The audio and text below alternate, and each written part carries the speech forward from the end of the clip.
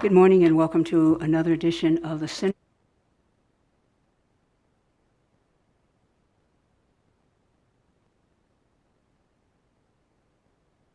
Senator Hardy? Here. Senator Lang? Here. Senator Neal? Here. Senator Pickard? Here. Senator Scheibel? Here. Senator Settlemeyer? Here. Chair Spearman? Here. And let the record show that all committee members are present this Monday, bright Monday and cool morning.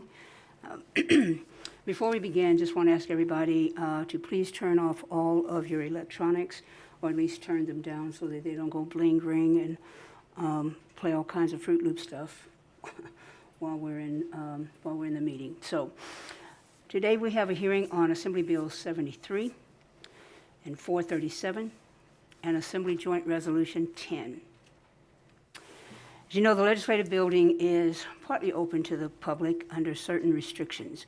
And therefore, some presenters and public testimony will be conducted in person through Zoom or by video conference or telephone. You can still participate with us by registering to participate through Nellis. You'll have an opportunity to testify on a bill. Submit a written comment to the committee email address or fax number and share your opinion via the legislative opinion application on Nellis, or viewing committee meetings through Nellis or on the legislature's YouTube. To register on Nellis, simply click the participate button near the committee meeting date and time, then fill out the required information. After that, you'll receive an email that tells you the date and time and a link, all the meeting ID information that you'll need in order to participate. If you request to participate in person, you will receive an additional email and instructions on how to enter the building. Additionally, please remember to sign in when you enter the committee room. Just a note that while meeting registration is required to participate, it does not guarantee that you will have an opportunity to speak. We are limited by time and space, so I would ask that anyone who is listening, if you have already heard your remarks or reasonable facsimile mentioned, just come to the mic and say ditto, and that way we have more people who have an opportunity to speak. When you're on the phone line, please pay attention to which bills are being considered and follow the verbal prompts provided by BPS staff so that you know which keys to press to raise your hand or unmute yourself, and staff will call on you by the last 3 digits of your phone number. If you need assistance with any of these processes, or if you'd like to receive electronic notification, please contact our committee staff at the email listed on the agenda. Any exhibits for the committee must be submitted in electronic format no later than 8:00 a.m. the day before the meeting. In addition, any person proposing an amendment to a bill being heard by this committee must first talk to the sponsor and let them know that you intend to submit an amendment. I will not entertain any amendments if the bill sponsor is not aware of the amendment. The proposed amendment must be submitted in writing 24 hours prior to the meeting, and please include the bill number, statement of intent, and your contact information. And when you testify, please remember to unmute your mic, speak clearly, project your voice, and make sure that you understand that there are some people who are listening to us via the internet, and they may not have the type of sophisticated microphones that we do here, so please remember to project your voice. A reminder to all those who testify pursuant to Nevada Revised Statutes NRS 218E.085, it's unlawful for any person to knowingly misrepresent facts when testifying before a legislative committee. Any member of this committee or the chair may request any testifier to submit documentation supporting their testimony. To committee members, if you are virtual and have a question, please raise your hand through the Zoom application. If members are not on Zoom and participating from the committee room, please unmute yourself and let me know that you have a question. And finally, please, please, please put your microphones on mute. So this morning, let's start with Assembly Joint Resolution 10. And I see Speaker Frierson, good morning, sir, is ready. And so we'll now open the hearing, and it proposes to amend the Nevada Constitution to prospectively increase the required minimum wage paid to employees. Mr. Speaker, please begin when you're ready. Good morning, Madam Chair and members of the committee. For the record, my name is Jason Frierson, Assemblyman for District 8, and of course, Speaker of the Nevada State Assembly. I'm here to present Assembly Joint Resolution 10, which originally passed in the 2019 legislative session. Assembly Joint Resolution number 10 proposes to amend the Nevada Constitution to prospectively increase the required minimum wage paid to employees. As I stated, this resolution was approved during the 2019 legislative session, and if approved in identical form, this session would be submitted to the voters for final approval or disapproval in the 2022 general election. More people than ever are working jobs that pay too little and offer too few benefits. We were committed to increasing the minimum wage in Nevada gradually over the next few years to reach $12 by 2024 with the passage of AB 456 in the 2019 legislative session. While many felt increasing our minimum wage gradually over the next few years to $12 an hour did not go far enough, others thought it went too far.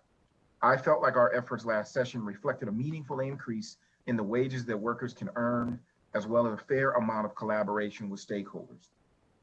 Just this last July, Nevadans saw that first increase, $8 an hour for workers who receive health insurance and $9 an hour for workers who do not receive health insurance. The Bureau of Labor Statistics reported that in 2020, 10% of our labor force, or about 125,000 workers, made $9.77 an hour or less. This increase was the first statewide increase in our minimum wage in over a decade. Minimum wage is just that, of course, an hourly wage floor, not an hourly wage ceiling. This resolution would allow Nevadans to decide how the minimum wage is enacted in our state, which I think is critical. Assembly Joint Resolution 10 proposes to amend the Nevada Constitution to set the minimum wage at $12 per hour beginning July 1, 2024, regardless of whether or not the employer offers health insurance or health benefits to its employees. Additionally, AJR 10 removes the annual adjustment to the minimum wage as currently established in the Nevada Constitution, and instead provides that if at any time the federal minimum wage is greater than $12 per hour, the state minimum wage would be increased to that amount as established by the federal minimum wage. Finally, AJR 10 allows the legislature to establish a minimum wage that is greater than the hourly wage rate set forth in the Nevada Constitution. I urge your support for what I believe is critical legislation. The distinction between minimum wage, depending on whether or not there's health care, has been included in the Nevada Constitution and our statutory structure for some time. I think it's important to note that Nevada is the only state that has this distinction. We've had numerous conversations in an attempt to define what healthcare benefits need to be in order to qualify. It's an unusual way to calculate minimum wage and distinguish between minimum wage rates, and we believe it's time to make that change so that Nevada can remain competitive with our surrounding states. That concludes my overall testimony, and I'd be happy to answer any questions. Thank you, Mr. Speaker. Is there any other person that you have that's going to present with you? There is not, Madam Chair. This is just simply a revisit of what we passed last session so that we can consider getting it before the voters. Okay, thank you. Committee members, questions? Senator Pickard, I don't see your hand. Okay, you disappoint me, sir. Well, Madam Chair, I think we vetted this pretty well last time we heard it, so this is just a repeat. All right. Senator Settlemeyer. Thank you, Madam Chair. I was just kind of curious, Speaker. We have the ability to raise the minimum wage. We've determined that in this building.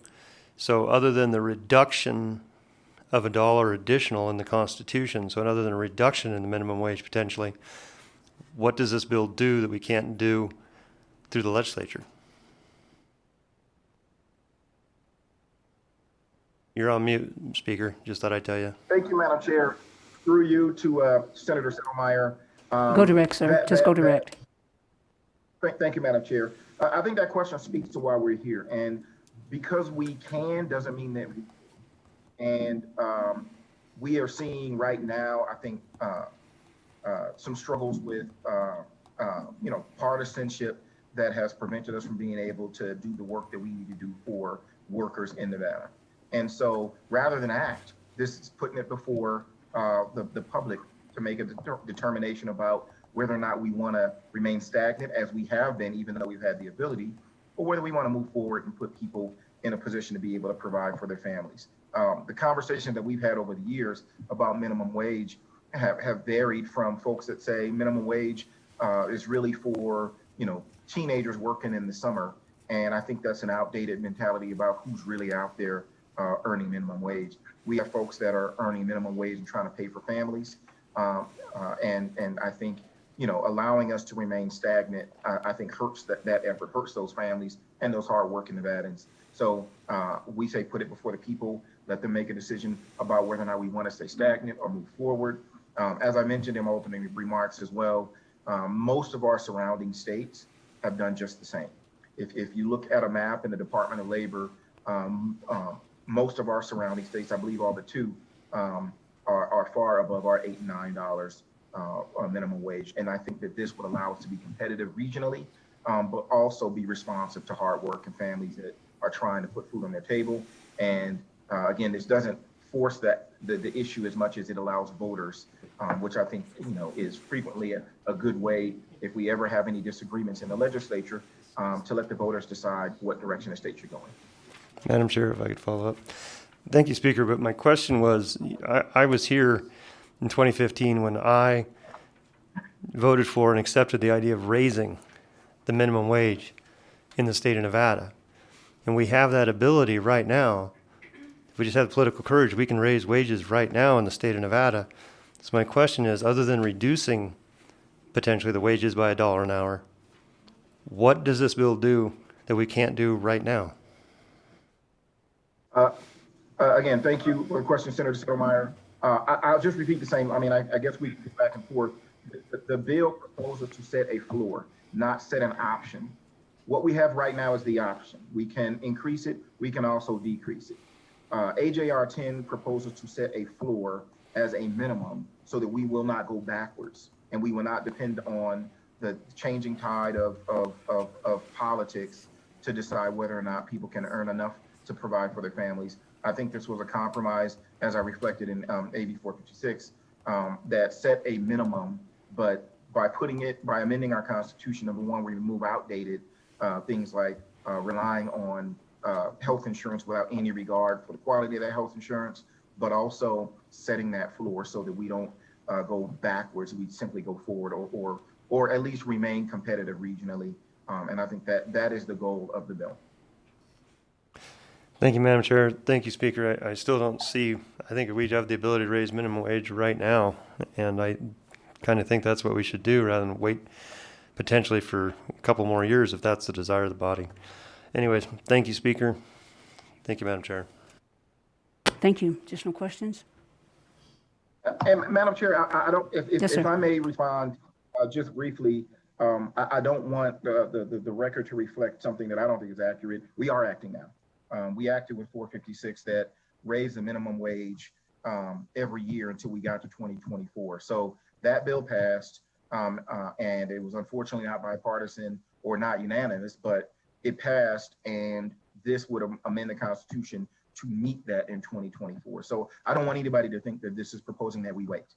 We did pass a bill last session that increased it every year up until 2024. So we're not waiting. We're proposing to amend the Constitution to match what we did last session.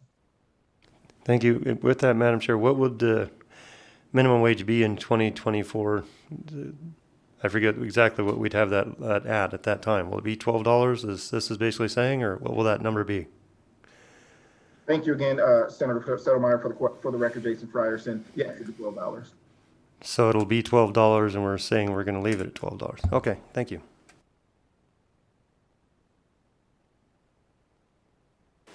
Additional questions?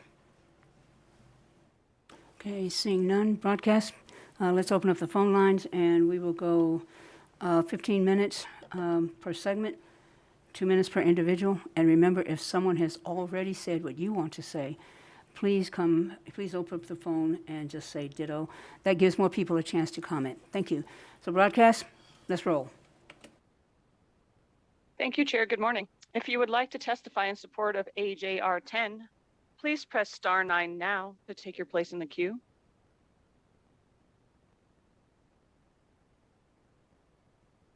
Caller with the last 3 digits of 130, please slowly spell and state your name for the record. You have 2 minutes and may begin.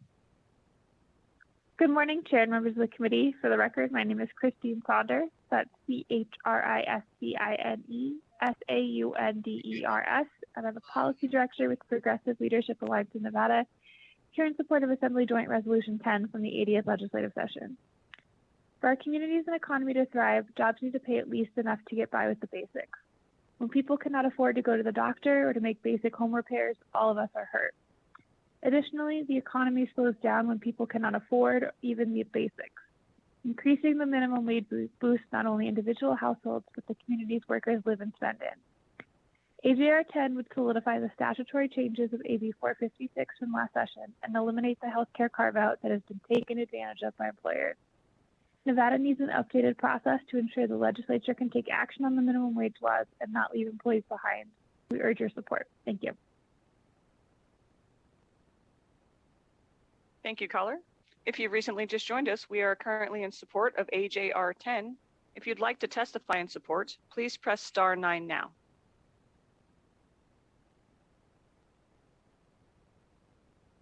Chair, you have no more callers in support at this time. Let's go to the phones, go to opposition, same time frame. If you would like to testify in opposition of AJR 10, please press star 9 now to take your place in the queue.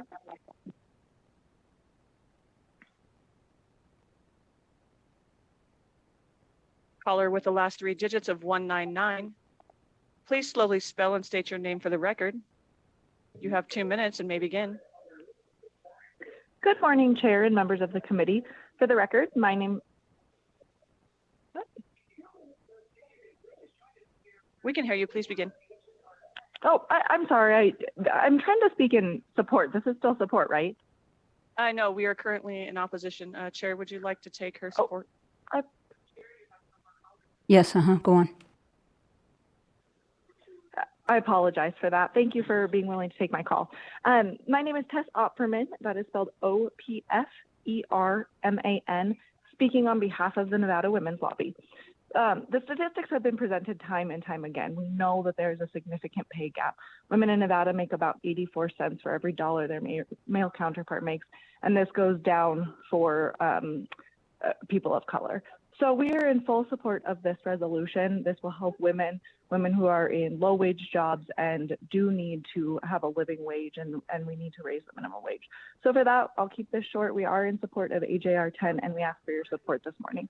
Thank you very much for your time. Thank you, caller.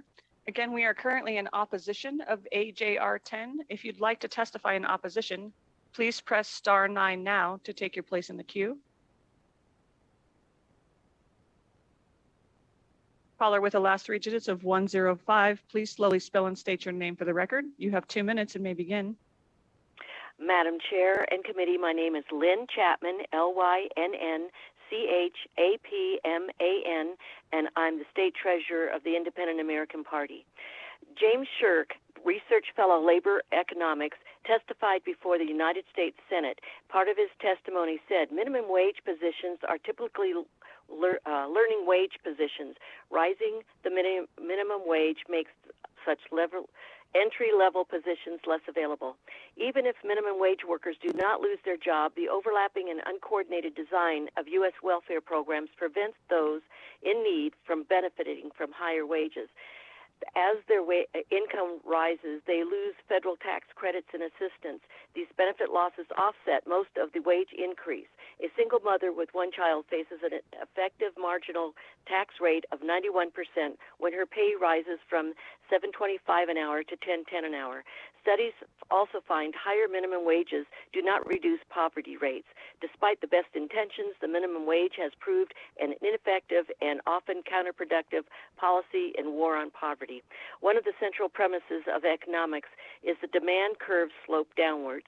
When prices rise, people buy less of a good or service. When gas prices rise, we drive less, but when it goes down, we drive more. The same applies to business owners. When the price of goods or services they use in production rises, they buy less of them. This includes labor costs. When wages rise, employers hire fewer workers. Economists estimate the long-run elasticity of labor demand in the U.S. economy at around minus 0.3%.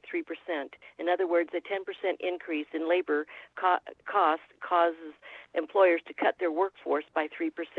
Higher compensation costs without corresponding increases in productivity cause employers to hire fewer workers. This finding applies to employers of both highly skilled and unskilled workers. Employers will not pay a worker more than their productive value to a firm. Businesses that do that quickly go out of business. Unquote. Caller, your AJR 2 10 minutes is are up. not right for Nevada. It does not belong in the Constitution. Thank you. Thank you, caller. Caller with the last 3 digits of 859, please slowly spell and state your name for the record. You have 2 minutes and may begin. Good morning. This is Janine Hansen, Janinehansen, State President, Nevada Families for Freedom. We oppose AJR 10. It does not belong in the Constitution as it can be done in statute. Recently, the U.S. House of Representatives voted for a $15 minimum wage, which did not pass the Senate. A new report from the Congressional Budget Office estimates the Democrat proposal will kill 1.4 million jobs. Meanwhile, this month, a CNBC poll of small businesses showed that 1/3 said they would lay off workers if the minimum wage went to $15 an hour. The minimum wage is designed for entry-level jobs, which will be eliminated, depriving young people of work experience and opportunities. Higher minimum wage laws hurt the very people they are supposed to help, including minorities, low-skilled workers, and teenagers. However, the minimum wage does benefit unions. The National Bureau of Economic Research authors Clemens and Withers find that significant minimum wage increases reduce the employment, average income, and income growth of low-skilled workers over short and medium-term horizons. These workers were also 5 percentage points less likely to reach lower middle-class earnings in the medium term. In an article by Walter Williams, Elitist Arrogance on Minimum Wage Hurts Minorities, he says supporters of the $15 minimum wage are now admitting that there will be job losses. Why shouldn't we in fact accept job losses, asks New School economics professor David Howell. What's so bad about getting rid of crappy jobs? Wendell, Walter Williams then goes on to talk about the crappy jobs that he had during his summer, like boarding farm trucks and washing dishes and mopping floors. AJR 10 will hurt the most vulnerable minorities, low-skilled workers, and teenagers. Oppose AJR 10. Thank you. Thank you, caller. Caller with the last 3 digits of 124, please slowly spell and state your name for the record. You have 2 minutes and may begin. Good morning, Chair Spearman and members of the committee. For the record, Paul Moradkan, Moradkhan, with the Vegas Chamber. First, I'd like to thank the Speaker of Assembly for his efforts in reaching out and working with stakeholders last session on AJR 10. However, we do continue to have concerns because of the elimination of health care credit and the timing as we work to recover, but we recognize the efforts that were put in the timeline and incremental amounts of the increase and appreciate the work was done by the Speaker. Thank you, Chair Spearman and members of the committee. Thank you, caller. Caller with the last 3 digits of 237, please slowly spell and state your name for the record. You have 2 minutes and may begin. Good morning. My name is Bob Russo. That's Bobrusso, and I oppose AJR 10. I understand that the idea behind the minimum wage may be well-meaning. However, the evidence shows that as well-meaning as they may be, minimum wage laws do not benefit the economy nor the people they are intended to help. They have a detrimental effect, particularly on Black people and young people and immigrants who are low-skilled wages, people with low skills entering the workforce, especially entering the workforce for the first time. And they certainly hurt small businesses operating on slim margins. Economists at the University of Washington studied the employment effects of Seattle's move to gradually increase its minimum wage to $15 an hour. It first raised it to $13 an hour in 2016 and to $15 an hour this year. The findings showed that it led to a 9% reduction in low-wage jobs. The pay increase it generated did not make up for the reduction in employment. and earnings fell for low-wage workers overall. The bottom line is minimum wage laws do not work. They end up raising the cost of goods and services, which ends up costing everyone more money in the long run. They should be avoided, and the free market should be able to run its course and set wages accordingly. So again, I urge you to please avoid this measure. Thank you very much. Bye-bye. Thank you, caller. Caller with the last 3 digits of 237, please slowly spell and state your name for the record. You have 2 minutes and may begin. Hello, my name is Marlene Lockard, Lockard, and I'm actually calling in support. Some of the callers in opposition have indicated that raising the minimum wage to $15 an hour would create layoffs and hurt the very workers they are trying to help. Yet just this weekend in the New York Times, the report on executive pay was revealed, and while the coronavirus plunged the world into an economic crisis, sent U.S. unemployment skyrocketing and left millions of Americans struggling to make ends meet. Yet many of the companies hit hardest by the pandemic, the executives in charge were showered with riches. Excuse me, Executives are excuse me, making Ms. Lockard? fortunes Hello, while Ms. Lockard? laid-off workers. Hello? Hello, Ms. Lockard? Yes. We're in opposition. Are you Yes. testifying in support? Yes. Okay. We're going to finish opposition, and then we'll come back around during neutral. Okay? But we're in opposition right now, okay? Thank you. Okay. Hang on. We'll come back around. Thank you. And broadcast, I'm doing that because if there was any problems with the technology, I want to make sure that we get the comments on the record. But we're in opposition now. So anyone else on the line for opposition? I believe so, Chair. Thank you. Caller with the last 3 digits of 283, please slowly spell and state your name for the record. You have 2 minutes and may begin.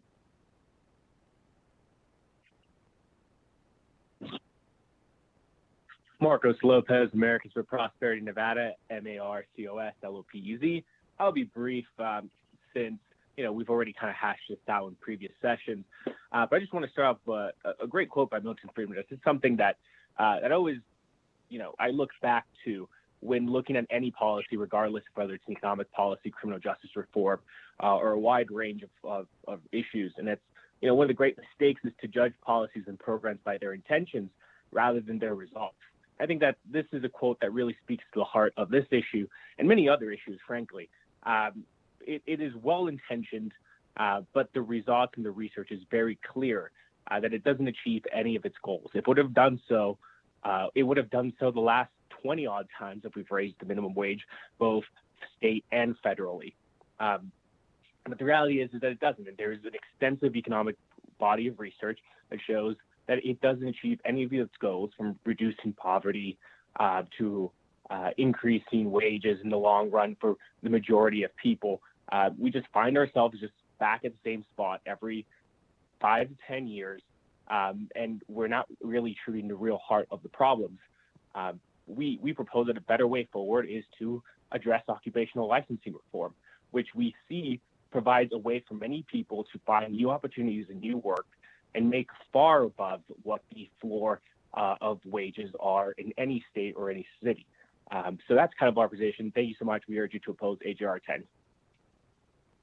Thank you, caller. Caller with the last 3 digits of 653, please slowly spell and state your name for the record.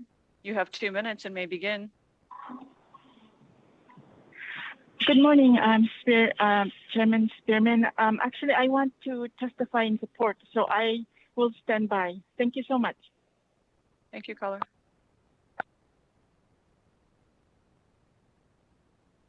Caller with the last 3 digits of 114, please slowly spell and state your name for the record. You have 2 minutes and may begin. Good morning, Chair, members of the committee. Amber Stidham, that's Stidham with the Henderson Chamber of Commerce. I'll be brief and say ditto to my colleagues with the Vegas Chamber. Thank you. Thank you, caller. Chair, you have no more callers in opposition at this time. Let's go down to neutral. And if there's If you would anyone, like to test, yeah, if there's anyone on the Oh, line sorry, for, Chair, go yeah, if there's anyone on the line for neutral, testifying neutral, if you can't get in, continue to try. We're going to try to go back around and pick you up just in case there are problems, okay? So we're in neutral now. if you would like to testify neutral on AJR 10, please press star 9 now to take your place in the queue.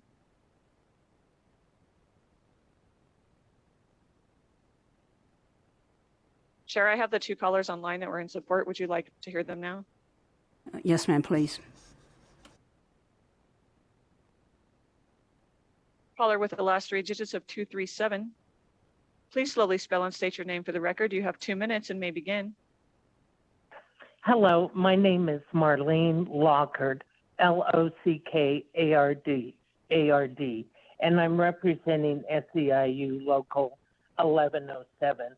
I won't repeat, and I do apologize to the chair and committee. I was trying to get in on the initial positive testimony.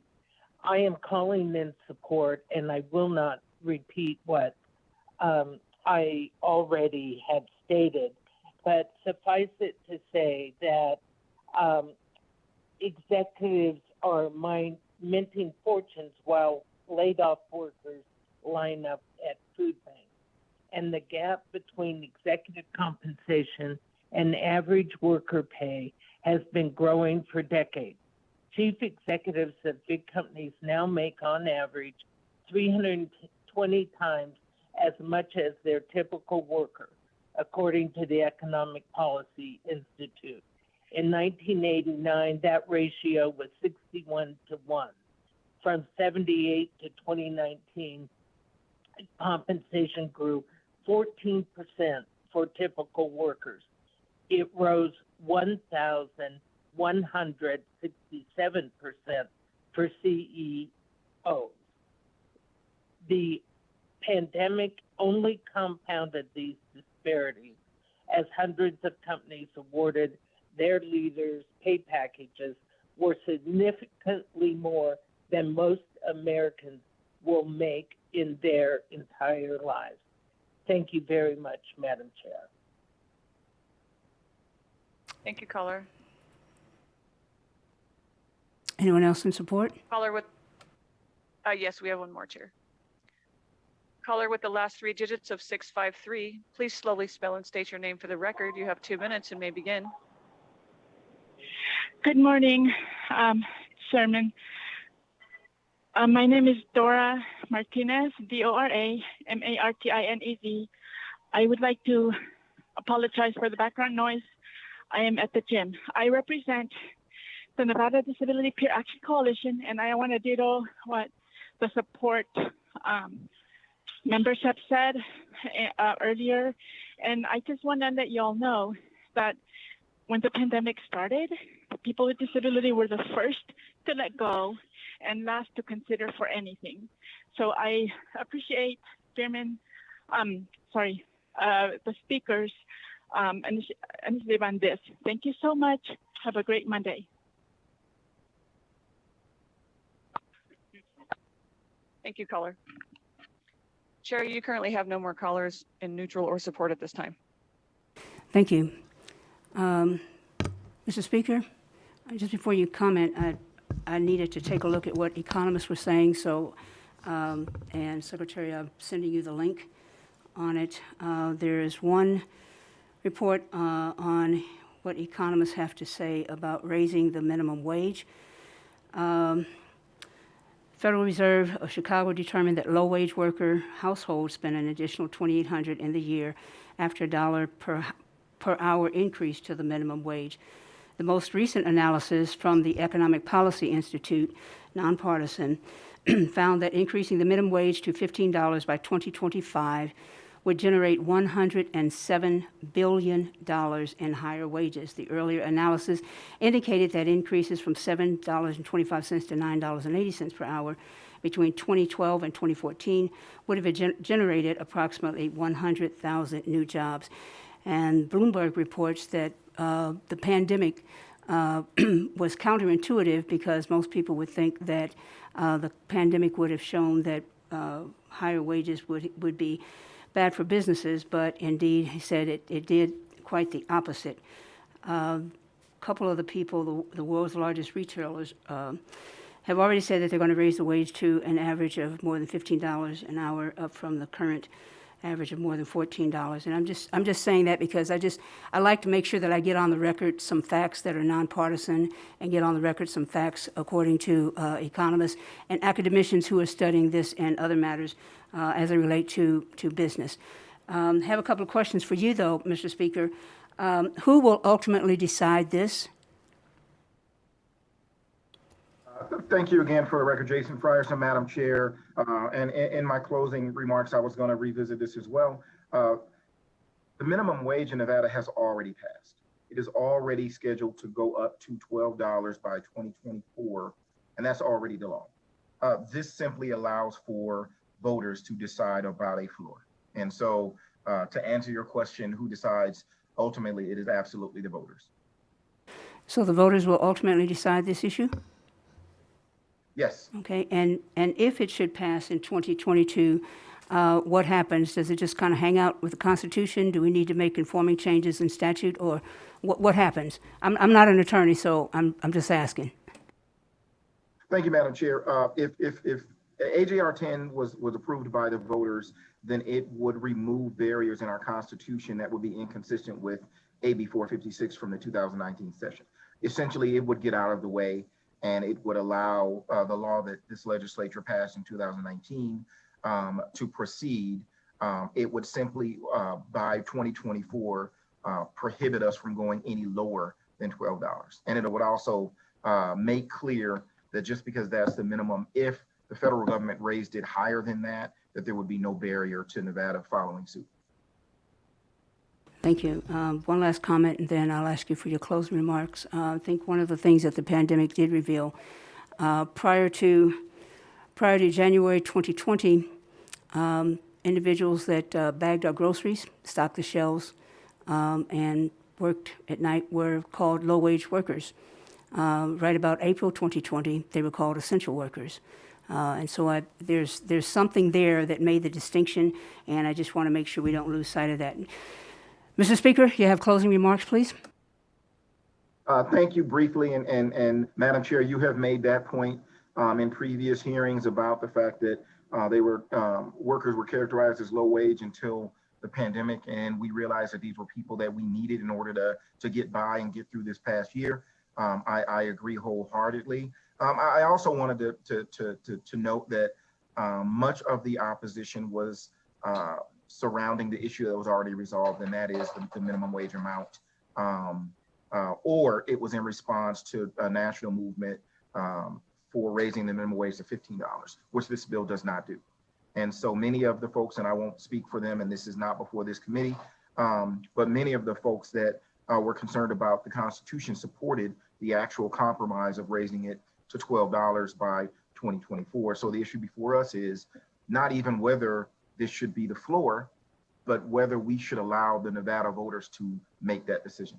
And as you acutely recognize, Madam Chair, ultimately it is the voters who will decide, but the amount has already been passed and is already existing law, and we are not looking at $15 unless the federal government goes to that level immediately. We may in the future, depending on the economy and when we come out of this recession.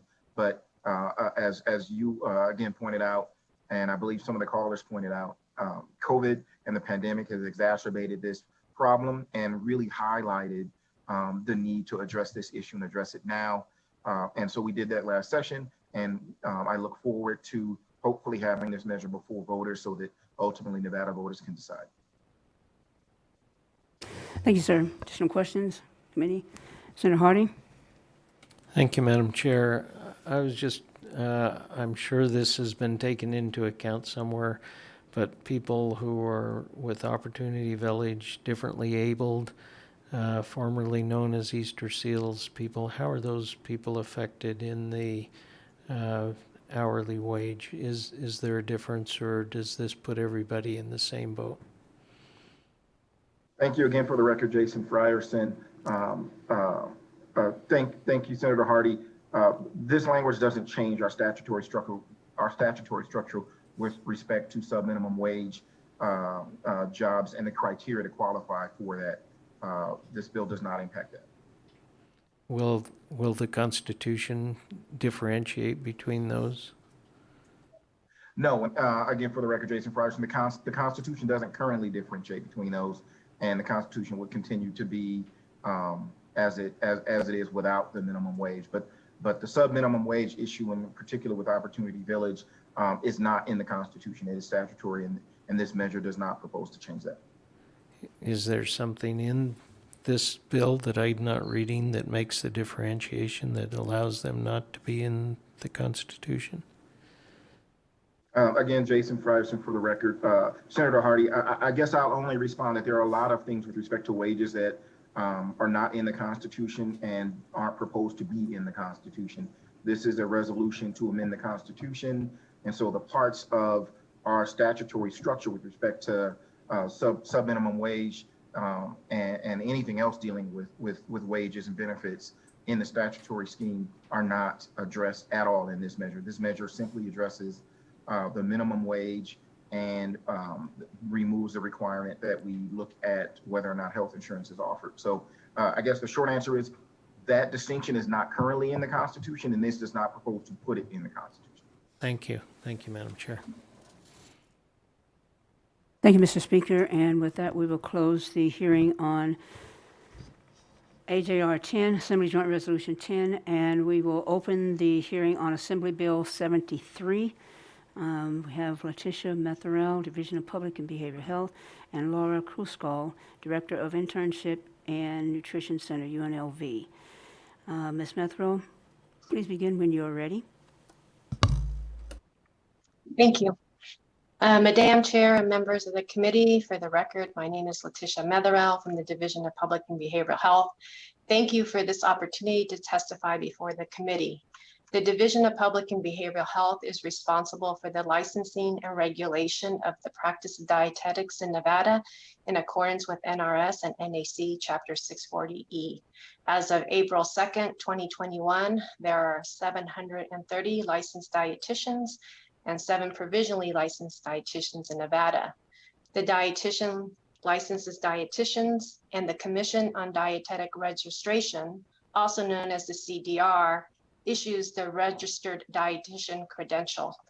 Effective January 1st, 2024, the CDR will be changing the minimum degree requirement for eligibility to take the registration examination for dietitians, which is required to become a registered dietitian, from the current requirement of a bachelor's degree to a graduate degree in 2024. All other eligibility requirements will remain the same. As NRS 640E.150 currently requires an applicant to successfully complete the registration examination for dietitians administered by the CDR, a graduate degree will be required starting January 1st, 2024 for all applicants that have not passed this examination, even though the statutes will continue to note that only a bachelor's degree or higher is required, regardless of whether this bill passes or not. The change in degree requirements is being initiated by the CDR and was not something that was initiated by the division. The purpose of this bill is to clean up these discrepancies in statutes created by the change in degree requirements and make other changes to reflect updates in the names of the organizations, eliminate unnecessary fees, revise provisional licensing requirements, remove a provision that would penalize registered dietitians who were previously licensed in Nevada and who want to return to Nevada to practice, and repeal sections of NRS that are no longer needed. The CDR will be grandfathering in currently registered dietitians with a bachelor's degree. Currently, all Nevada licensed dietitians are registered dietitians, so those with a bachelor's degree who maintain their registered dietitian credential in good standing will continue to be licensed without obtaining a graduate degree. If an individual with a bachelor's degree lets their license expire, they would be able to apply for licensure without obtaining the graduate degree, so long as they maintain their credential as a registered dietitian in good standing.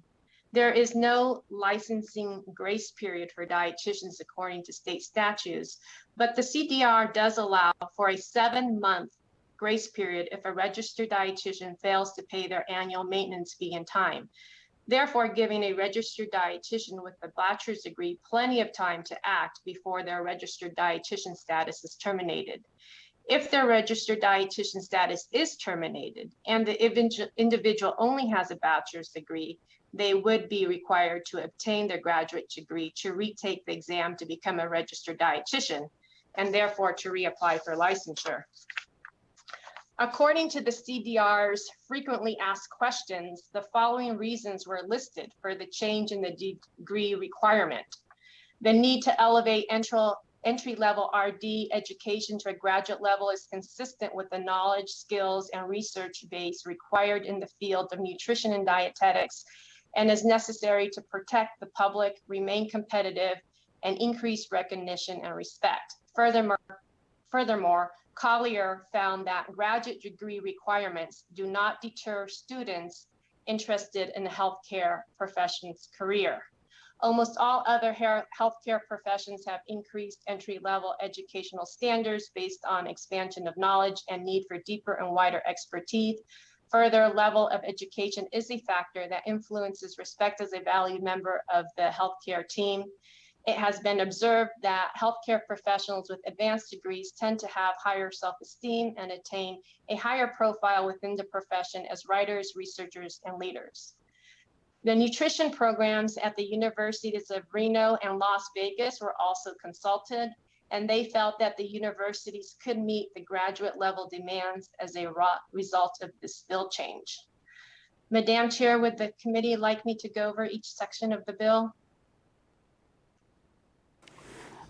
Yes, if you can summarize, and you'll probably need to pull back a little bit from the screen, because what we're seeing now is just the top of your head. Yeah. Okay, Okay, better? yeah. Can you still hear me? We can still hear you, yeah, and you can summarize the various parts of the bill. Don't have to read it all, just summarize. Okay, thank you. Okay. So sections 1, 1.3, and 6.5 of the bill just updates the names of the organizations in there. Section 1.5 of NRS 640.150 basically just replaces the initial dietitian licensure qualification criteria with the criteria that the individual must be a registered dietitian in good standing, which clears up the discrepancies I spoke about earlier. Section 2 amends NRS 640E.178 to no longer require the education experience required by 640E, but just allows them as long as the person is eligible to take the registration exam but has not passed it yet. Section 3 amends 640E.180 to allow for issuance of a provisional license in an individual who is eligible to take but has not successfully completed the exam. Section 4 amends NRS 640E.220 by repealing the requirement that the board shall require a licensed dietitian who fails to submit an application for renewal of their license within 2 years after the date of the expiration to take the exam, because it really penalizes somebody from Nevada. So if I was a registered dietitian and licensed in Nevada, I went to California and practiced as a registered dietitian, came back later than 2 years, I'd have to take the exam again. Yet somebody who was in California who was registered dietitian and never was licensed in Nevada wouldn't. So really in the end, since the bill's going to require everybody to be a registered dietitian, that's really all that should matter. And we shouldn't penalize people just because they were licensed in Nevada at some point. Section 5 eliminates 3 unnecessary fees that are listed there. Section 6 of the bill amends NRS 640E.270 by eliminating impersonating as a proxy, acting as a proxy of taking the exam, because the exam will no longer be part of the statute, since a registered dietitian will be required when they become a registered dietitian, they will take the exam. So that will be required, but as part of becoming a registered dietitian. And then Section 7 repeals NRS 439.537, speaking about the unlawful use of words such as licensed or registered dietitian. And that's being repealed because NRS 640E.360 is currently existing in statutes, and it continues to protect the use of the word licensed dietitian or LD or any other letter, words, or insignia that implies somebody that he or she are licensed to engage in the practice of dietetics, or any other way, or by implication that uses the word dietetics or represents themselves to be licensed or qualified. And they can't use that unless they're licensed. So this would apply to registered dietitian as well, even though it's not specifically listed there. Obviously, if I put up a shop and said I was a registered dietitian, I would be representing myself as a licensed or qualified person to engage in dietetics if I wasn't licensed. So, so it protects that as well, even though it's not directly listed here. And also, if somebody is licensed with the bill, they would have to be a registered dietitian. So it covers that as well. NRS 640E.160 is repealed, the foreign education equivalency. That's all becomes part of the registration dietitian practice. When they become registered, the CDR looks at their education and all of that stuff. And then 640E.210 removes the ability of the board to waive requirements to become a licensed dietitian. This provision has never been used to waive licensure requirements since the first dietitian was issued in 2013, and it would no longer be needed with the passage of AB 73. All the initial applicants would just need to be a registered dietitian to become licensed. And that concludes my testimony, and if I may answer any questions. Senator Hardy. Thank you, Madam Chair. It was a wonderful dissertation, I'll call it, but I'm a little slow, so if you could just be patient with me. As I understand it from the presentation and the written, a registered dietitian now can be a registered dietitian with a bachelor's degree, and in the future those will be grandfathered in. And first question, will they be grandfathered in if they're registered in another state? And next question is, after we're through with the bachelor's, then the quote graduate degree, I take it, is a master's, or is it a doctorate degree in order to be a registered dietitian in the future? So for the first question, the registration dietitian is at a national level. So any registered dietitian, regardless of what state they are in, it would apply to. And for number two, number two was master's, doctorate. Can you remind me again? I'm sorry. Master's degree or doctorate degree in the future? Oh, yes. It could be either a master's degree or a doctorate's degree. It could be either one. And so we're going to grandfather in any registered dietitian in any other state can come into the state of Nevada in our grandfathering clause, correct? Yes, that's correct, sir. So we don't have a board that is going to keep them out. We're going to open the door and have any registered dietitian be able to become a registered dietitian in the state of Nevada. Up until when do we close that door and require them to have a master's or a doctorate? The registered dietitian, again, is at a national level. The Commission on Dietetics registration is a national level. So any registered dietitian in any state would be under those standards through the CDR.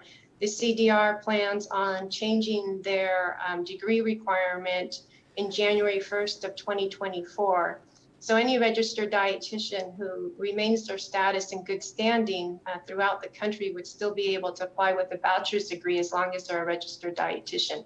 But in January 1st of 2024, if you have, for example, new people coming through school or something like that and becoming a new dietitian, at that point, they've never taken the exam, they've never been a registered dietitian, they would need to have the master's or bachelor's degree to do so.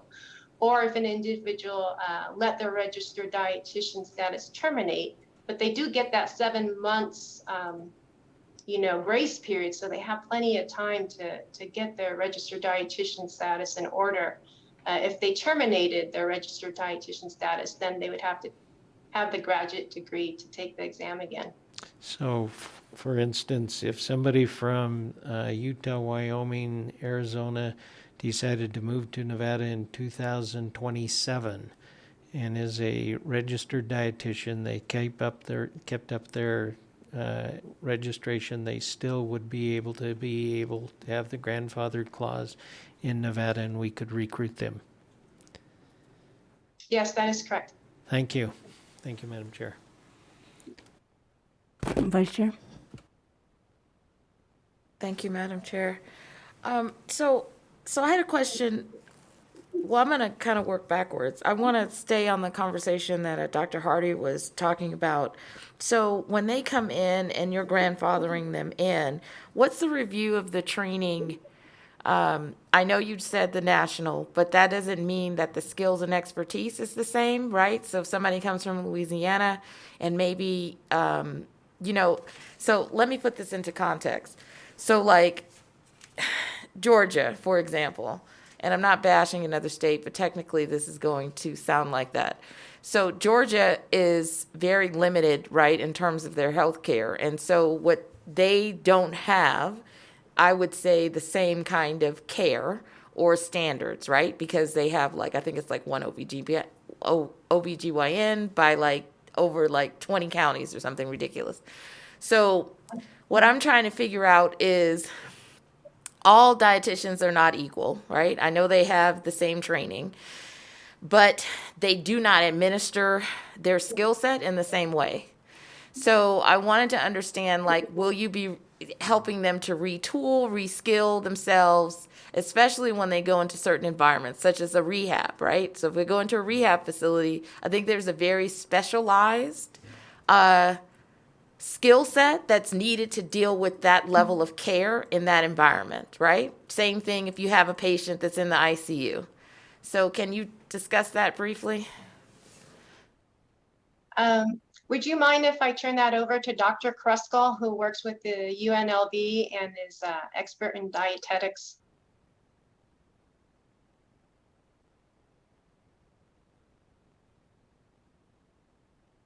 Dr. Kruskal? Is that okay? Okay, I'm just making sure. Hi, my name is Laura Kruskal. I'm an associate professor at UNLV. I've been there almost 22 years. I actually created all of the programs in nutrition sciences at UNLV, and I'm very familiar with the process of training dietitians. To answer your question, it is true that there are many skill sets required by dietitians, and we do practice in multiple settings. Healthcare is probably the largest. We do have specialty certification and board certification beyond the registered dietitian nutritionist credential. So for example, somebody working in an ICU, there's actually certification for those working in critical care. There are advanced certifications in, for example, oncology nutrition, gerontological nutrition, pediatrics, sports dietetics, obesity and weight management, renal dietetics. So that is up to the employer. Number one is up to the employer, of course, to decide whether or not the dietitian has the appropriate advanced certification or skill set. And then number two, as a dietitian, we have what we call a professional development portfolio continuing education cycle that is every 5 years. We must earn 50 continuing education units. And it's a very large process called the professional development portfolio, where dietitians must perform their own self-assessment and determine what skills that they are strong in, what skills they may be lacking. And for example, if you wanted to go work into long-term care, we have standards of practice that are published for dietitians in long-term care. You have to perform that self-assessment, and if you don't have those skills, you can obtain them through continuing education. And it's up to the individual dietitian through the interview process to demonstrate those skills to the employer. Follow up, Madam Chair. So how many employers, because I really want to know this, so just point of reference, my mom was a dietitian, but how many employers actually mandate that they have the advanced certs?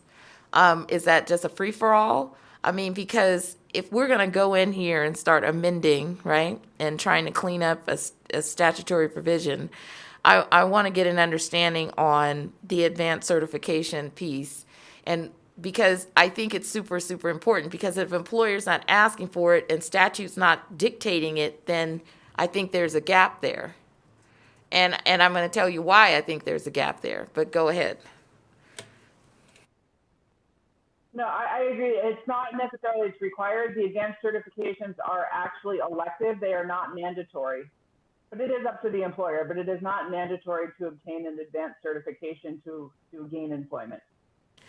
And thank you for that. I mean, because here's the deal, right? So my most recent experience with dietitians in a couple of settings, a rehab setting, right, where you're getting trached and then coming off, and then an ICU setting where the dietitian is determining, because, and let me back this up, the nutrition of a patient is so important, right, in terms of their care, in terms of their ability to heal, their ability to actually be able to, I believe, to even sustain certain prescriptions or medications that they're on. And it wasn't until I got into this year-long experience with my dad that I understood, you know, how potassium, calcium, magnesium, and all of these things interplay in, number one, the functioning of your organs and everything else, right? But his nutrition, right, was so important to his ability to get out of the rehab. And when I found out that there were literally prescriptions given to him that did not meet the standard, right? Meaning, like, he was given a nutrition to go home, and it's like he needed the fruits and vegetables, but all he got was the meat, right? And so it was kind of like, so it caused this sodium depletion and these other things that to a regular person would not know that the sodium depletion was going on. And yet that was what a nurse signed off on and the dietitian signed off on, but yet these things did not meet the standard of him being able to go home and be on a certain kind of feeding. That, to me, is a skill set.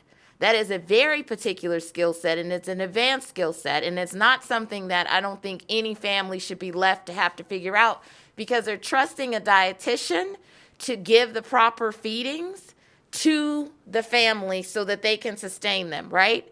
And so in these particular circumstances, you don't know, sodium can literally put you in a lack of sodium drop, can put you in a comatose state. And you're not even aware that that is the trigger that is causing this behavior with this individual. But because of my personal experience, because of the path I walked every day, I seriously I know that this bill came out of the assembly, but there should be some mandates around the certification. An employer should not be able to decide what a patient receives, not in the dietetic and nutrition front. And so because there are serious issues that are going on with patients, and I want to add to this, because in the rehab setting, I got I think a more skilled dietitian where she saw that his potassium was low. And so she gave banana pills instead of, she could have done the tablets, but she was trying to supplement to think about his whole body and think about his whole nutrition.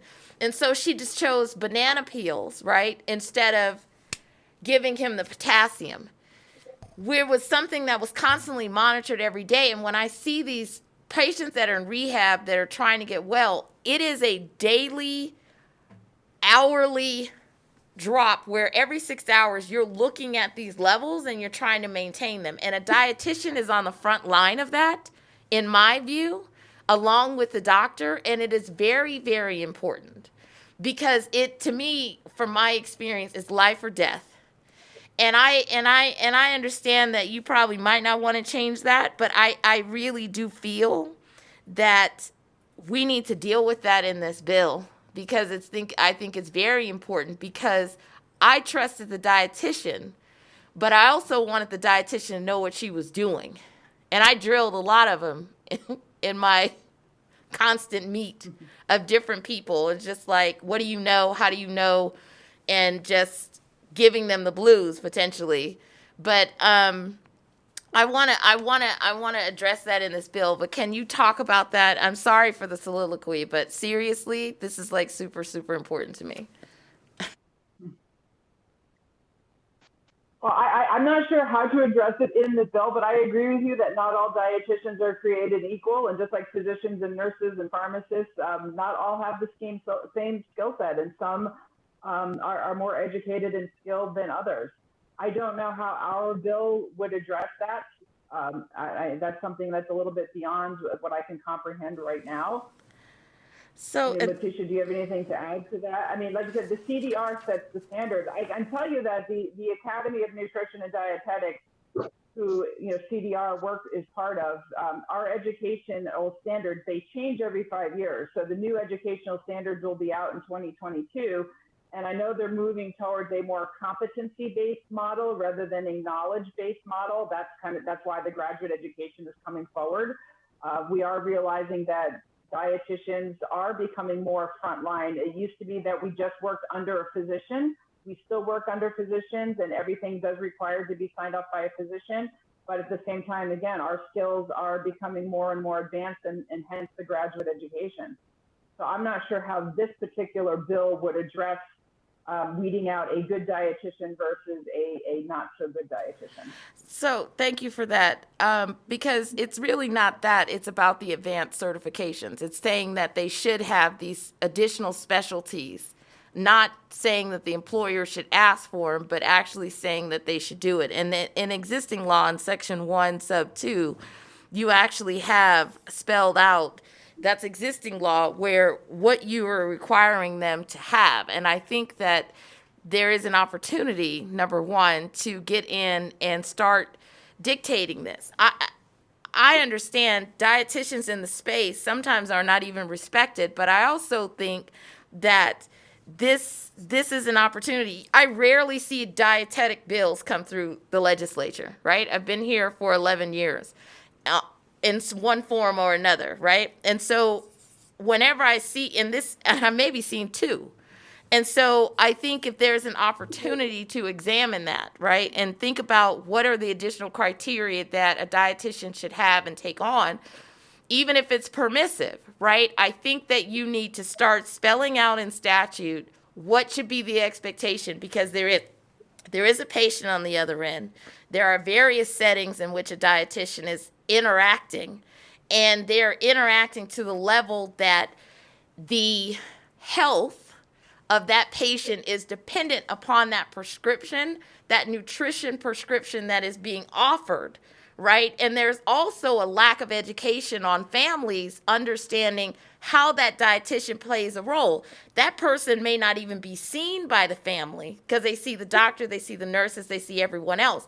But you guys are driving the food, and that food that is going into that body, whether or not it's in liquid form or other, is super, super part of the determinant factor of whether or not that person will get well.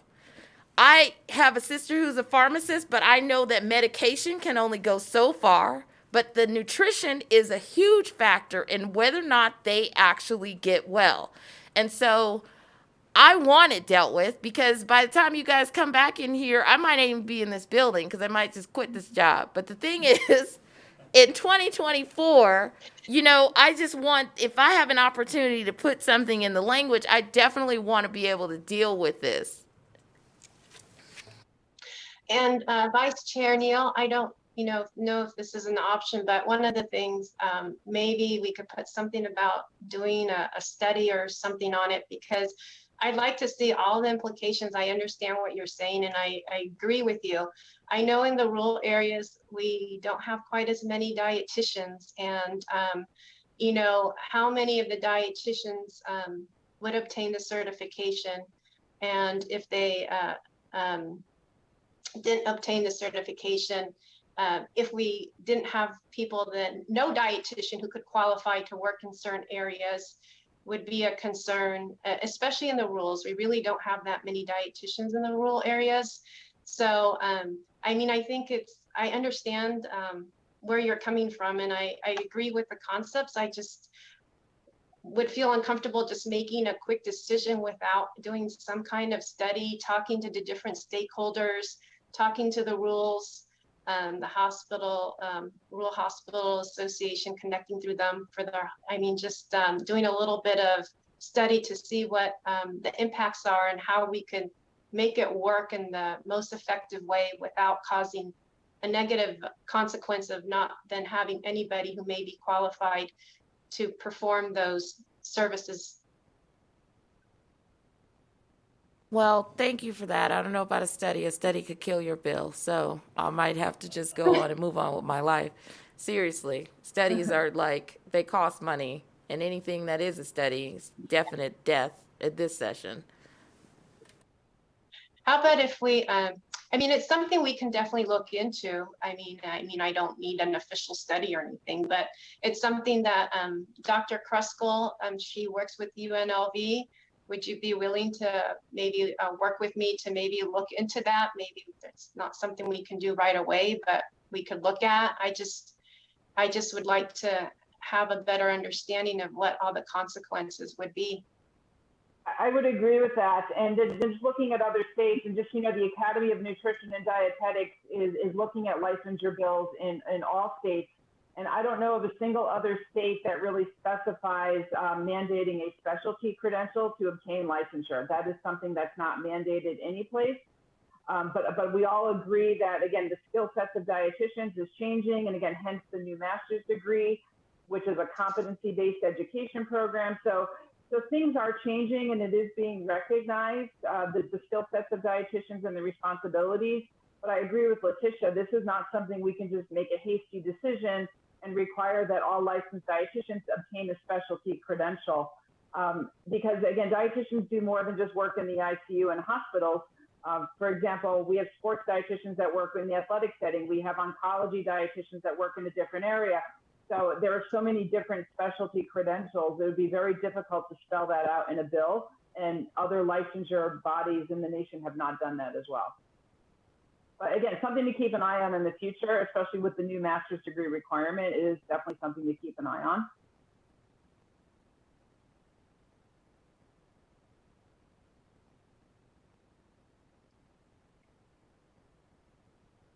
Okay, additional questions? I didn't have any questions until I heard the vice chair asking hers, so just a couple. I guess my experience was the opposite. One of my sisters was in a rehab and on a renal diet, and the doctor that was caring for her was not as conscientious as he should be, but the dietitian caught the problem before it exacerbated her kidney disease. So that's the opposite. And I guess what I'm looking at here is maybe it's not as much of a additional skill set as much as it is an emphasis, and to make sure when dietitians are going into those settings that they understand you have to look at this and you have to consider that, et cetera, et cetera. I agree with Vice Chair Neal. Most families are not skilled in that, and to expect them to be able to catch it is unfair. But if somebody doesn't catch it, the person that's in the bed is going to die. And that would really, really, really be a tragedy. How can you make sure, is there anything we can do with this bill to make sure that dietitians are in a lot of different settings, but there are some basic things that you really have to know? I mean, and that's across all professions. Doesn't matter whether you're a corporate attorney or a criminal attorney, there's some basic things about the law that you have to know. And if you don't know those things and then you don't do what those things prescribe you to do, then not only is your license in jeopardy, but someone's life may be in jeopardy. So how can we make sure that dietitians, regardless of the setting, and with respect to the rules, I think one of the things that's happening this session is a lot of bills coming through for telemedicine. And so geographic location, we understand, especially as a result of COVID, is not a necessity when you're talking about discussing issues or challenges. How can we make sure every dietitian is well-versed in what Vice Chair Neal talked about, and make sure that they are doing that? And I would think it would be especially in the rules. Does that make sense to you? It does to me, and the one simple solution, if I may add, is that the Academy of Nutrition and Dietetics, which is the governing body for all dietitians, we do have written standards of practice and standards of professional performance that all dietitians must adhere to. So that is one thing. If it needs to be written in the bill, something along the language that all licensed dietitians must adhere to these SOPs. I mean, those are published documents. Those are the standards of practice. So just like with any profession, if a dietitian, of course, violates the standard of practice, they can lose their RDN credential, and then they would lose their license to practice as well. So, okay, let me understand. We can put that in the bill, but that is not at least something that's implicit currently, that you have to adhere to the practice? No, those standards exist. In other words, if a dietitian fails to meet the standards, so something that was a dietitian's responsibility slips and a patient is injured, those standards of practice are what will be used in a court of law to determine, did the dietitian meet the standard of care? Those standards of care are published and they do exist.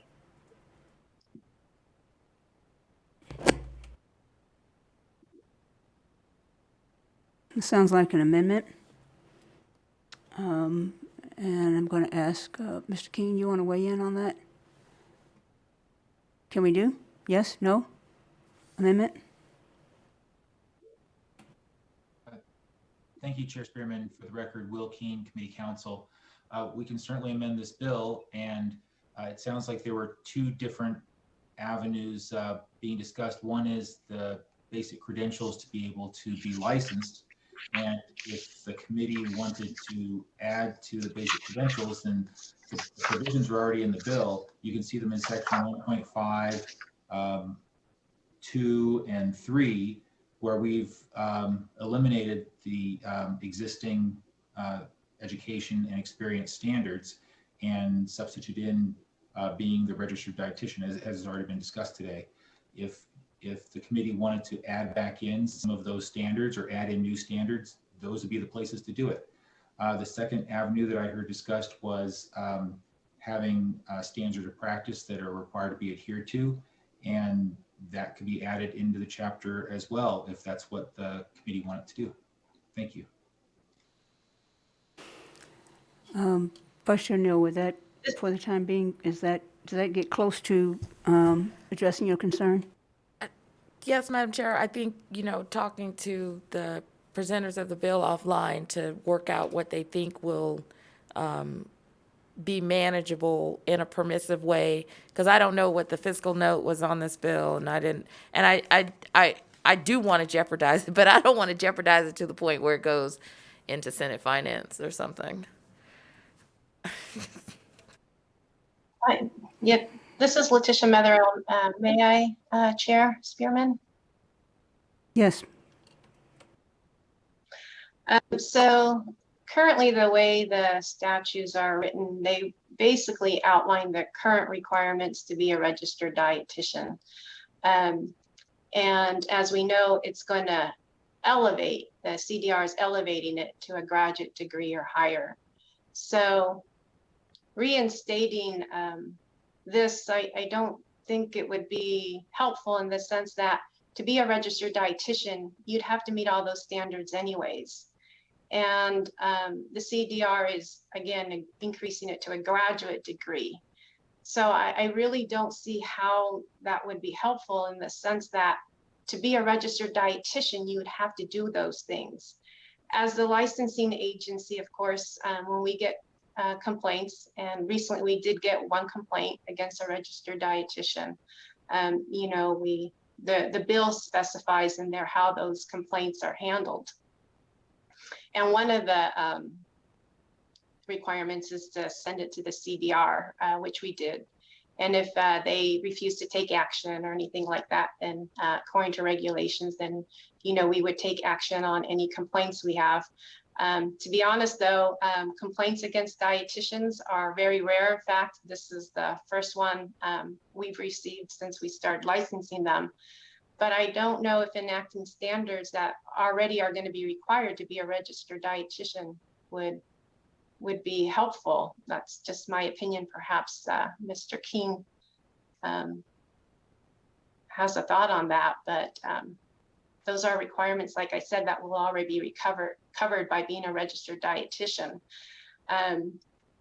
It seems to me that to get to, I don't know, it's difficult, and it's difficult to figure it out right here, right now, but there would be need to be some kind of competency at the employer level, or something at that level that would make a difference. Because usually when we get involved, like I said, if there's a complaint, and we've only done last week, I think it was last week, maybe, yeah, was our first complaint. So anyways, those are just some thoughts to think about. Yeah, and may I add to that, Letitia? Yes.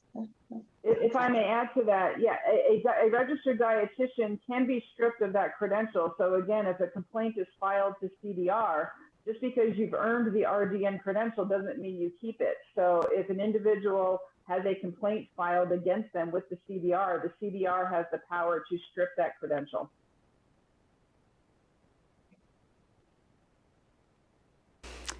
Okay, thank you. So I'm going to suggest you all get with Vice Chair Neal and Mr. King. Let's try to figure this out. And perhaps in the meantime, there could be some type of advisory bulletin that goes out that says, this is what y'all should be doing, and if you're not, you're in trouble. You know, that's the simplified version, but something like that, so that we protect people's lives, and you know, maybe we don't put all of this in statute. Maybe we put it in NAC, but I think that is something that we have to address because it's extremely serious. Okay, thank you. Committee, additional questions? Okay. So broadcast, let's go to the phones now, and we'll do 15 minutes, 2 minutes each. 15 for support, opposition, and 15 for neutral.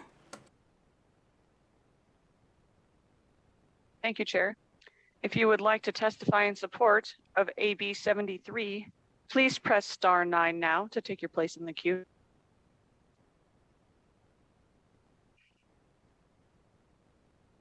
Again, if you would like to testify in support of AB 73, please press star 9 now.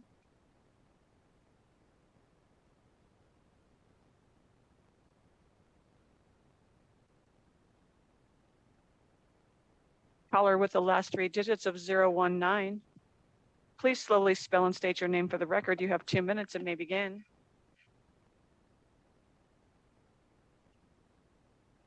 Caller with the last 3 digits of 019. Try pressing star 6 now to unmute yourself.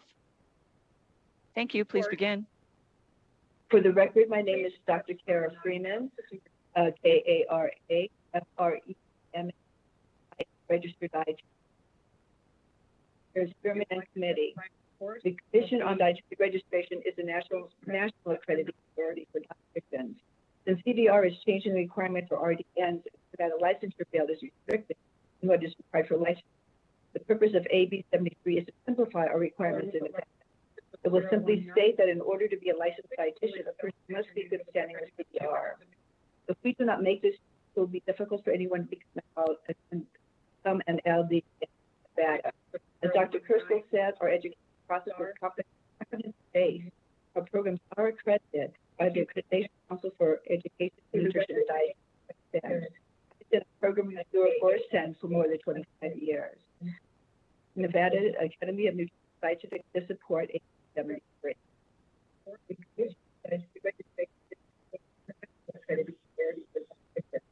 The CDR is changing the requirement for RDN so that a licensure field is restricted and that is required for license. The purpose of AB 73 is to simplify our requirements. It will simply state that in order to be a licensed dietitian, the person must be good standing.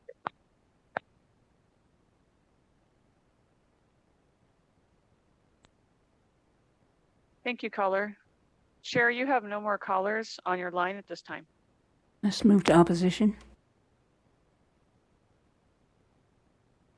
If you would like to testify in opposition of AB 73, please press star 9 now to take your place in the queue.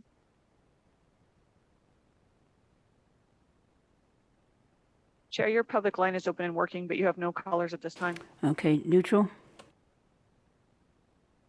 If you would like to testify neutral on AB 73, please press star 9 now to take your place in the queue.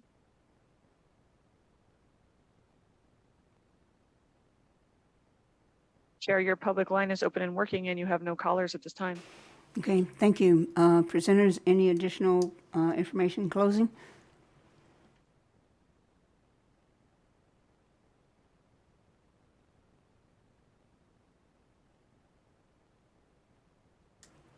Presenters, do you all have any closing remarks?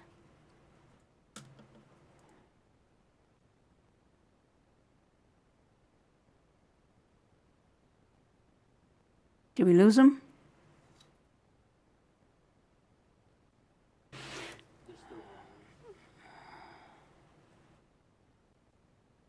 Oops, I'm sorry. Yeah. Chair Spearman, were you speaking to me? I apologize. I just said, do you all have any yeah, no, closing sure. comments? No, just for closing comments is that our current statutes basically reflect current CDR standards for the most part, and that this bill is just going to make it clear that you need to be a registered dietitian. As we all heard, the CDR is actually increasing the standards, so it's not reducing standards, it's increasing standards to the graduate degree. As Dr. Kruskal spoke, they're also looking at competency-based standards.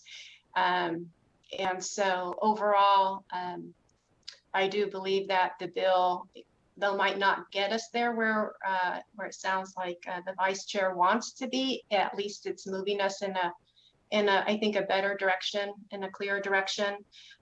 Your point about regulations, that's something that we definitely can look into, the regulations, and seeing what we can do through the regulatory process, as well as putting out a technical bulletin on the importance of dietetics and their responsibilities in accordance with our statutes and regulations. And so just wanted to leave it at that. Thank you for the opportunity. Thank you. And with that, we will close the hearing on AB 73, and I'll now open the hearing on Assembly Bill 437. Ms. Kent. Assembly Bill 437 revises provisions relating to embalming. Thank you, ma'am. Please proceed when you're ready. Thank you, Madam Chair, members of the committee. Jennifer Kent. I'm the Executive Director for the Funeral and Cemetery Services Board, and I'm here before you today with AB 437, which I hope is a fairly simple bill with a few changes to embalming licensing. The first relates to us wanting to require graduation from mortuary school as opposed to 60 semester and 90 quarter hours of non-mortuary science coursework.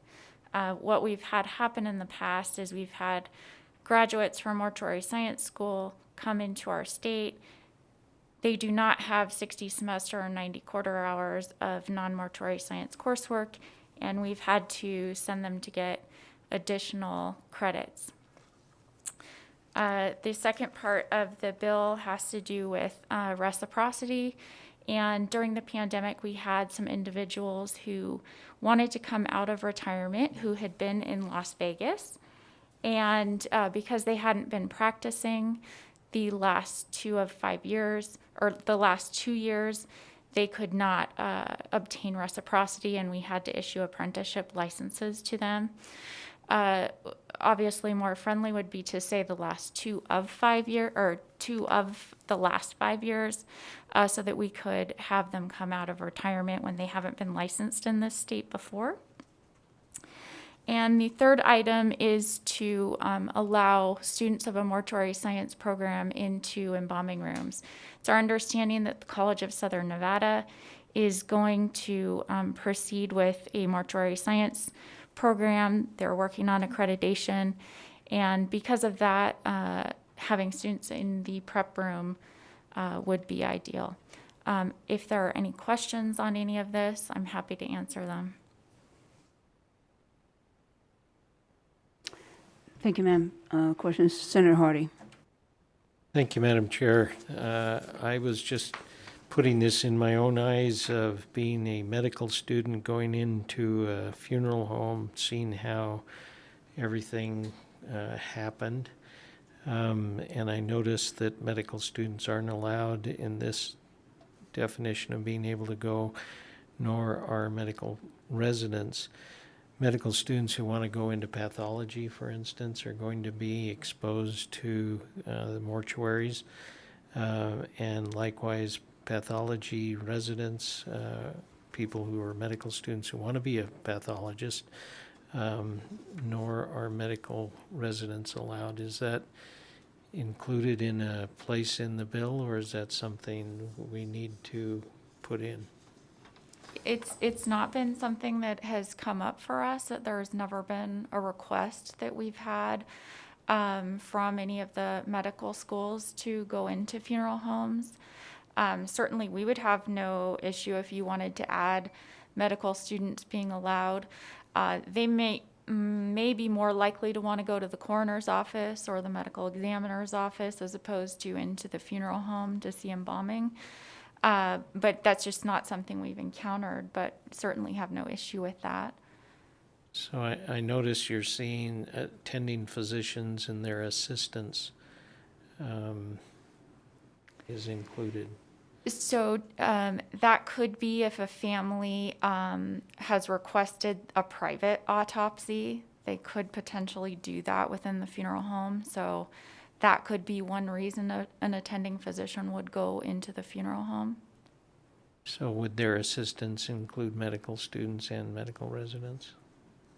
I suppose they could. Like I said, it's just not something that I've encountered. I don't know that I have enough knowledge on that to even answer whether that's been something that has come up, but it's not been something that's come to our office, certainly. What I'm looking for is legislative intent that says, yes, physicians and their assistants includes medical students and medical residents. That's what I'm looking for, so I don't have to amend the bill. I'm just looking for, yes, that would include medical students and their medical residents who are with their, on assignment by their attending physicians. I think certainly it could. That's what I was looking for. Thank you. Thank you, Madam Chair. Senator Lang. Hi. So my question, we just heard a bill about the dietitians, and I noticed in their bill, they deleted all the age requirement, be of good moral character, and the graduation requirements, and just said, be a registered person in good standing.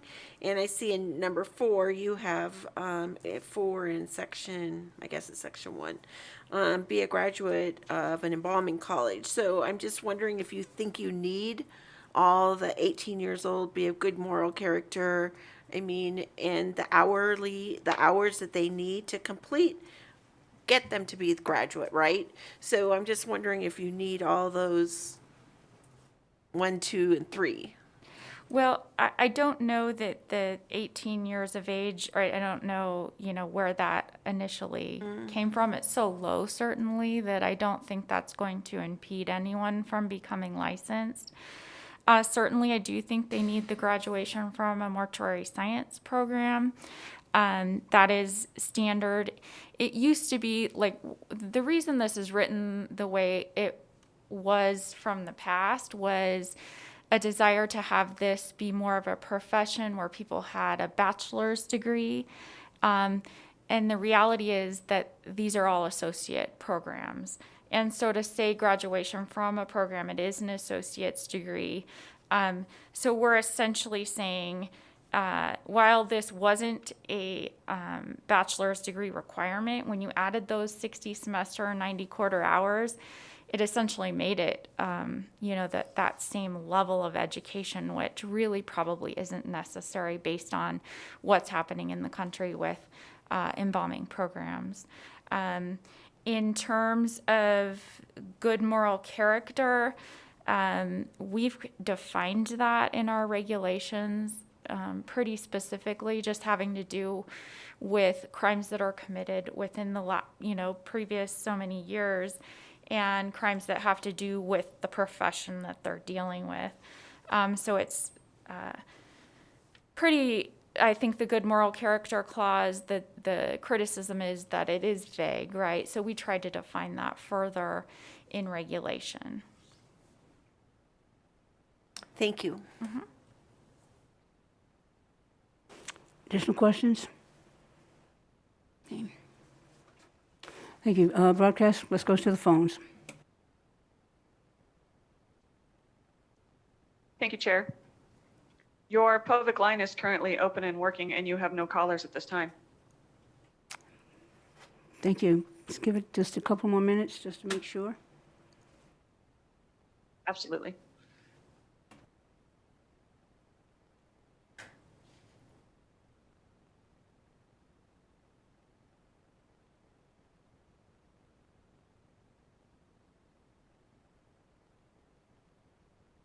Okay, broadcast, still no callers?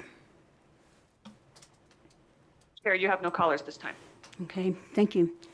Ms. Kent, you have any closing comments?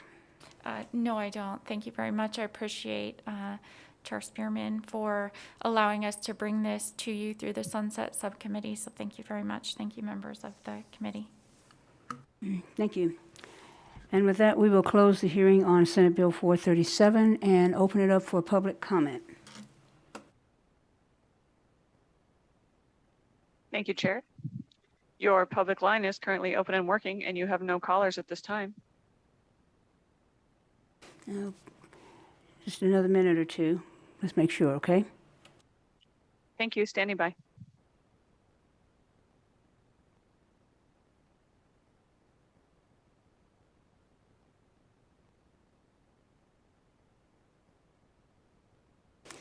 Still no callers?